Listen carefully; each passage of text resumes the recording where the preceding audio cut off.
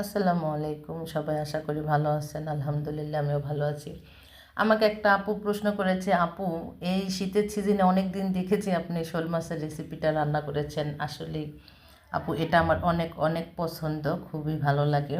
আসলে এক এক সিজনে এক এক মাছ পছন্দ। এই শীতের সিজনে শোল মাছটা আমার খুব ভালো লাগে, একটু আলু দিয়ে ভুনা করলে বা একদম মাছটা খালিও ছোট ছোট করে কেটে ভুনা করলে একটু ঝাল ঝাল করে অনেক অনেক অসাধারণ ভালো লাগে, আমার খুবই পছন্দ। তো দেখেন আমি এই জন্য আজকেও শোল মাছটা রান্না করিতেছি, তাই সেই কথাটা মনে পড়লো।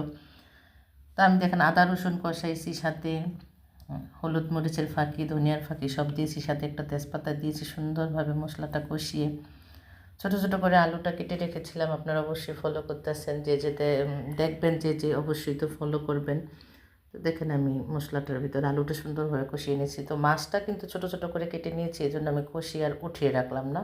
যখন বড় চাক রান্না করি, বড় বড় পিস করে, সেটা আমি কষাইয়া মাছটা আগে উপরে উঠাই রাখা তারপর সবজিটা দিই। দেন আজকে আর ওরকম করলাম না, যেহেতু একটু হালকা মাখা মাখা ঝোল হবে, এটা ভুনার মতোই। তো দেখেন আমার রান্নাটা কার কেমন লাগে অবশ্যই জানাবেন, অবশ্যই কমেন্ট করতে বলবেন না। আমি চেষ্টা করি ভাই বোনদের মনের মতো করা, আপনাদের কেমন লাগে জানি না, আপনারা অবশ্যই কমেন্ট করবেন। ভুল টুটি হলে সেটাও আমি সেরে নিব। আপনারা না বললে আমি কিভাবে বুঝবো যে আপনাদের ভালো লাগে না বা আমার এই রেসিপিটা সুন্দর হয় নাই। আপনারা অবশ্যই অবশ্যই কমেন্ট করবেন। তো দেখেন আমি শোল মাছটা ছোটো ছোটো করে কেটে একদম সুন্দর করে গরম পানি দিয়ে লবণ দিয়ে সুন্দরভাবে ধুয়ে নিয়েছি। তো এখন মাছটা সুন্দরভাবে কষিয়ে ঢেকে দেব।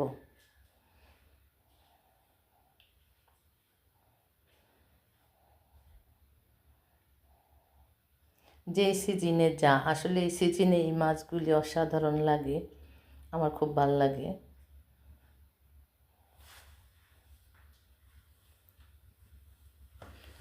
তো এখন আমি একটু নাড়াচাড়া দিয়ে একটু টমেটো দিয়ে দিব। টমেটোগুলিও আমি একটু ছোটো ছোটো করে কেটে নিয়েছি, বেশি টমেটো দিলাম না, একদম হালকা একটা টমেটো কেটে নিয়েছি সুন্দর করে। আপনারা ওইভাবে খাবেন, খেয়ে দেখবেন কেমন লাগে, অবশ্যই তখন আমার কথা মনে করবেন যে আপুটা ঠিকই বলেছে।